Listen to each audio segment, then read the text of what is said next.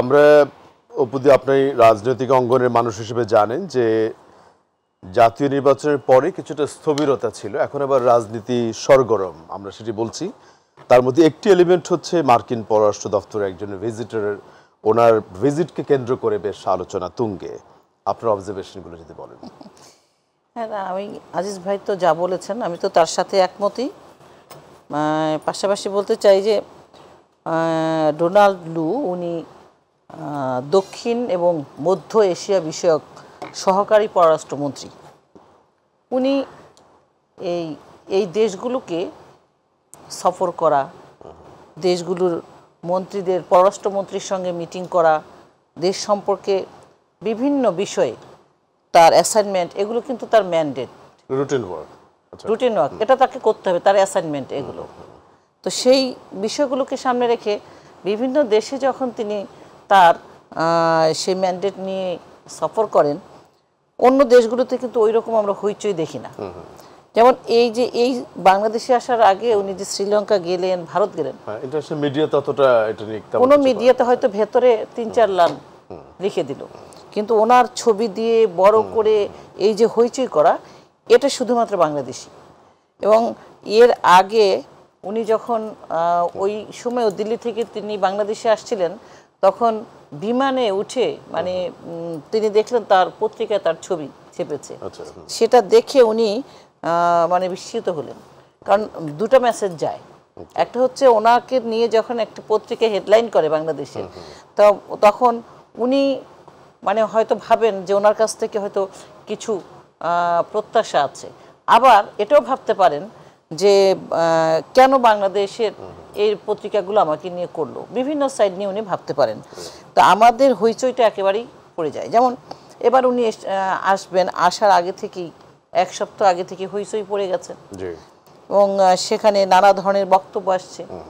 কেউ ভাবছে হয়তো এই সরকারকে ফেলে দেওয়ার জন্য কোনো পরিকল্পনা করতে আসছে, কেউ ভাবছে আরেকটি নির্বাচন এনে তাদেরকে ক্ষমতায় বসিয়ে দেওয়ার জন্য কোনো এখানে ব্রিফিং হবে।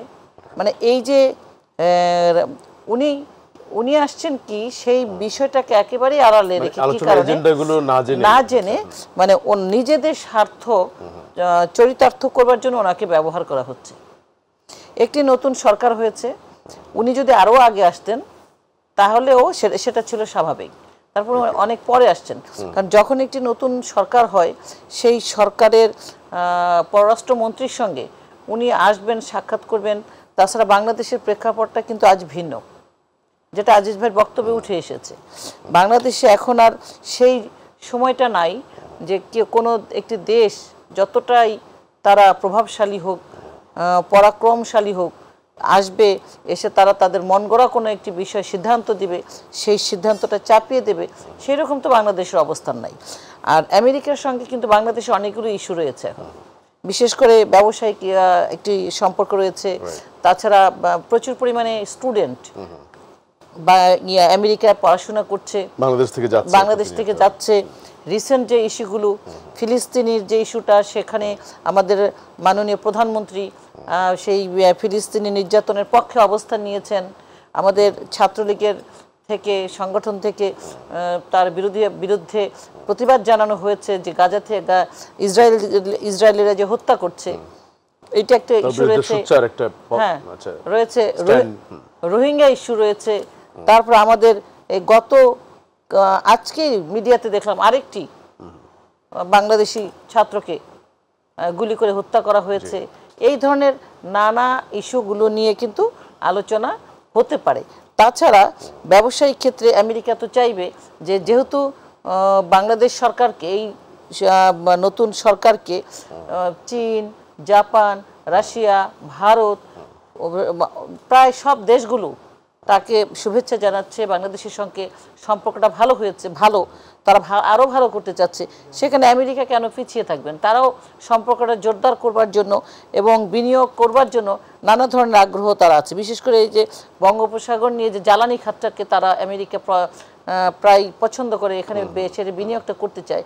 সেক্ষেত্রে বঙ্গোপসাগরের যে বিল্ডিংটা হবে, সেখানে আমেরিকা ইয়ে করতে পারে, মানে তারা সেখানে অংশগ্রহণ করতে পারে, অন্যান্য দেশগুলো সেখানে করবে। তো নানাবিধ কারণে, তার মানে মূলত এটা একটা পলিটিক্যাল রেগুলার ভিজিট, কিন্তু রাইট, বিরোধী দলের যে বক্তব্য আমরা এখানেও পেলাম বা সামনেও, যে মধ্যবর্তী নির্বাচনী আলোচনা হতে পারে, ডেমোক্রেসি নিয়ে কথা হতে পারে, সেগুলো ওইভাবে আলোচনা তেমন বেশি প্রমিনেন্ট না, এবারে কোনো আলোচনা দেখছি না আমরা। এখন ডেমোক্রেসির কথা কাদের মুখ দিয়ে শুনছেন?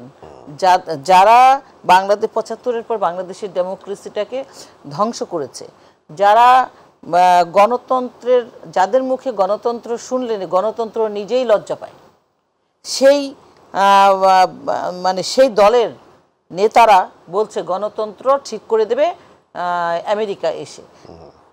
এটা অতীতে যেটা তারা করেছে, ৭৫-এর পরে এক প্রেসিডেন্টকে হত্যা করে আরেক প্রেসিডেন্টের ক্ষমতা গ্রহণ, এটা হচ্ছে তাদের কাছে গণতন্ত্র। সংবিধানটাকে ছুঁড়ে ফেলে দিয়ে ইমার্জেন্সি জারি করে দেশ পরিচালনা, এটা হচ্ছে তাদের গণতন্ত্র।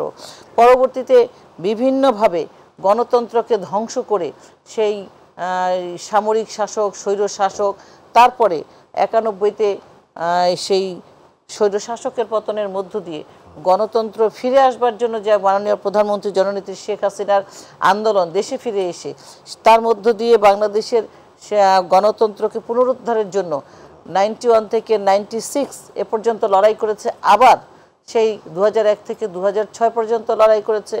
এখন ধারাবাহিকভাবে ২০০৯ থেকে এ পর্যন্ত গণতন্ত্র আছে বলেই বাংলাদেশটা এগিয়ে যাচ্ছে।